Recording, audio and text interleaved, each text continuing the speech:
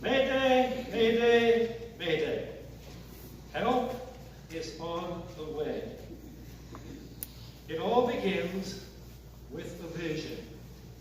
And vision is all about seeing. So have you had an eye exam recently? Have you had your vision checked recently? I mean, how is your vision? What is your vision? Is it Christ-centered? Is it Spirit-driven? Is it God-given?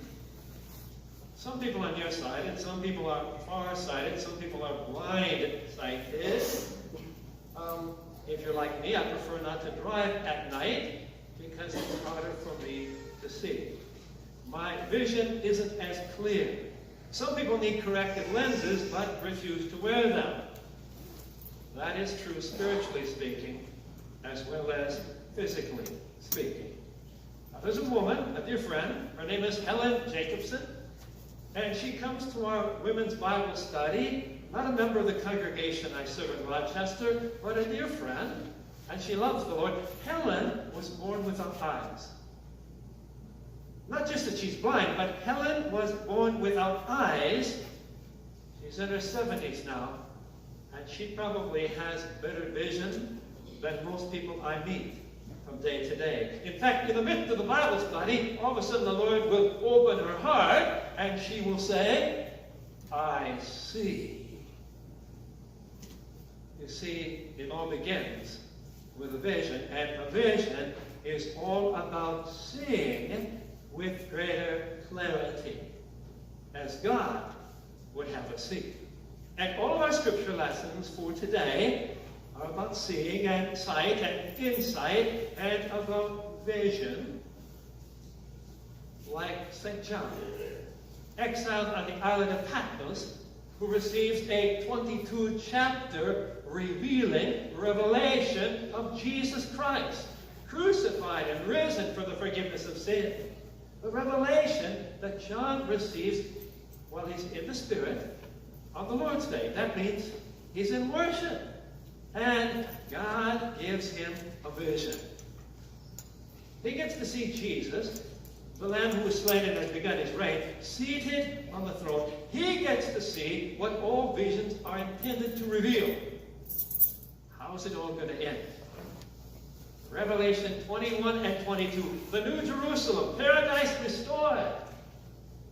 You see, if you know how it's all going to end, if God has given us that vision, well, then the journey toward that end is much easier. Not without difficulty. As Jesus said, in the world you'll have tribulation, but be of good cheer. Take heart. I have overcome the world. It all begins with a vision. Mayday, mayday, mayday. In our gospel reading, a little snippet from Jesus' farewell discourse. John chapters 13, 14, 15, 16, 17. Jesus promises to send the help, the helper, the Holy Spirit, the Paraclete, the Advocate, the Comforter. Help is on the way. This is Maundy Thursday. This is the night of his betrayal, the night before he will be crucified on the cross, and he is telling the disciples how it's all going to end. The picture of the New Jerusalem, the picture of Easter, the promise of the third day. The world's going to hate you, Jesus said, because they hate me. So don't be surprised. But I've said these things to you so that in me, Jesus says, you might have peace. In the world, lots of tribulation, lots of troubles, lots of sorrows, lots of challenges. But take heart. I have overcome the world. In other words, the victory is already yours. Talk about a vision. In our first reading for today, from the book of Acts, St. Luke is telling us a little bit about the second missionary journey of St. Paul. There are 3 missionary journeys, And you probably noticed that that reading from Acts chapter 16 begins with a vision. It begins with a vision. God-given, Spirit-driven, Christ-centered. S-O-S. Save our souls. Now, it probably helps to set the table a little bit before enjoying the meal. 3 missionary journeys. At the end of the first missionary journey, where Paul and Barnabas returned home, they had in fact planted, by God's grace, the gospel in Asia Minor, and now they've been talking to each other and saying, we should go back and visit those congregations. It's been a while. Well, Barnabas thinks that's a good idea. Paul thinks that's a good idea. So they got to put their itinerary together, and they got to figure out who's going to go with. And Barnabas says, well, my nephew, John Mark, is going to come with. And Paul says, absolutely not. He abandoned the cause. You know that. In the first missionary journey, John Mark, he just up and left. I mean, he cut loose and went back home. And Paul says, we're not bringing no quitter with us. Well, what do you do when there's conflict in the church? Sweep it under the rug? The early church, we can learn from the early church, because when there was conflict, major conflict between Paul and Barnabas, they doubled down. They said, well, we'll set up 2 mission teams. And so Barnabas takes John Mark, and they go to Cyprus, and Paul takes Silas, and along the way, he conscripts Timothy, and we know that St. Luke is there because he's recording the whole thing. Because there are souls that need to be saved. So we can never have too many mission teams answering the distress call, Mayday, Mayday, Mayday. It always begins with a vision. Have you had your eyes checked lately? 2020? Clarity? Wearing those corrective lenses? Paul, at night, when it's dark, when vision is not as clear, Paul gets a vision from God. And here's what's happened. Paul is in Asia Minor, and he's trying to go south, but there's road construction. And he's trying to go north, and there's road construction. And he wants to stay in Asia Minor, and God says no. And then he gets this man of Macedonia who sends the flares up and says, we're sinking. This is a matter of life and death. Please come over here ASAP and help us. Well, Paul is convinced that this is from the Lord. And so is Silas, and so is Luke, and the rest, Timothy. And so you know what they do? They don't dilly-dally. Immediately, they've seen the distress signal. They immediately do everything possible to go to the rescue. Well, it's not an easy journey across the Aegean Sea over to Macedonia, also known as Europe. It's at least 2 days. But they go there, and as soon as they land, they immediately head for Philippi, because it's a #1 city, a Roman colony, a little Rome. And it says in our first lesson that Paul, Silas, Timothy, Luke, the companions, they spent some days in Philippi. Don't you just love that when the Bible says, and they spent some days, and you're wondering, how many days? I mean, and what were they doing? Thank goodness we got the rest of the Bible, and we know what Paul always did. The first thing he did when he went into a town and he wanted to share the gospel of Jesus Christ is he went to the Jewish synagogue. Because he wanted the Jews that didn't know about Jesus to be saved. So he went and he shared the good news. There's a problem in Philippi. There's no synagogue. You need 10 male Jews to have a synagogue. There's no Jewish synagogue in Philippi. Well, maybe then Paul spent some time looking for that man in his vision, that man of Macedonia, seeing if he could recognize him. You know? Well, as they are spending some days, all of a sudden, you know how some people have their ear to the ground? Paul has his ear to the ground. And you know what the word on the street is? Down by the river, there is a group of people that get together for prayer. And it's the Sabbath. And so Paul and Luke and Timothy and Silas and the rest, they go down by the river and they just have a conversation with the women that are gathered there. It's all women there. And there's one woman named Lydia, who is a God worshiper, but doesn't know the Savior Jesus. And so it says that the Lord opened her heart. Mayday. Lydia got saved. And it wasn't because of the great preaching of Paul.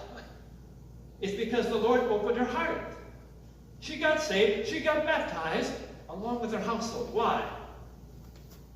If you've got some good news, you're going to keep it to yourself.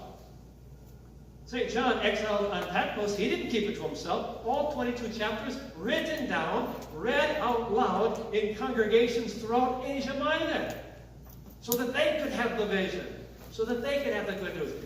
So Lydia gets baptized, her whole household, and then she prevails upon Paul and Silas and Luke and Timothy and says, if you found me faithful, I want to be a disciple. It's an amazing story. She doesn't just get baptized and walk away from Jesus. She says, everything that I have, my whole life, all my time, all my possession, and by the way, did you catch where she's from? Thyatira. That's in Asia Minor. Do you catch the humor in this story? I mean, I saw some of you that as it was being read, you were kind of laughing a little bit. I think you caught it. Paul is looking for a man of Macedonia. And who's the first convert? A woman. And Paul wasn't allowed to preach anymore in Asia Minor. He had to go over to Europe. And who's the first convert? Lydia, who's a rich woman who deals with purple goods, and she's from Asia Minor, Thyatira. I mean, is this a hoot or what? This is God, our saving God, who is absolutely amazing, and who even gives us a little humor in the gut. I love this story. And it's all because the Lord is opening doors and windows and giving visions, even at night when, well, it's harder to see. All because the Lord is opening hearts to hear the good news of Jesus Christ. So that may they can be answered. So that lives can be saved. Two stories I want to close with today. Some of you may recognize the word L. Scarface Capone. I know it dates me. Out of Chicago, I'm a mobster, racketeering and bootlegging, booze and prostitutions and lots of murders. But he had Easy Eddie on his side. Now, Easy Eddie was a lawyer. He was about the best that you could find in those days. And he got El Capone out of one jam after another. And El Capone rewarded him richly. All Easy Eddie had to do was have no conscience, look the other way, and ignore atrocities and all the atrocities and all the evil that El Capone was doing. And this compound, this big mansion he lived in with his family, I mean, it was like a block in Chicago. All the amenities. Just look the other way. Well, he had a son that he adored. And Easy Eddie wanted more than anything else to give his son not just what money could buy, but two things. He wanted his son to be a better man than he was, so he wanted to give his son a name that would have honor and a living example to follow. And then all of a sudden one day, the Lord opened the heart of Easy Eddie. and he repented. And he became state's evidence against Al Capone. He knew that it was a sentence of death. He knew that the mob would be after him, and sure enough, when he testified against Al Capone, within a year, he was killed in a blaze of bullets. He had made a supreme sacrifice so that he could leave his son a name that would have honor and an example to follow. A life well lived. May Day, May Day, May Day. Not just May 1st only.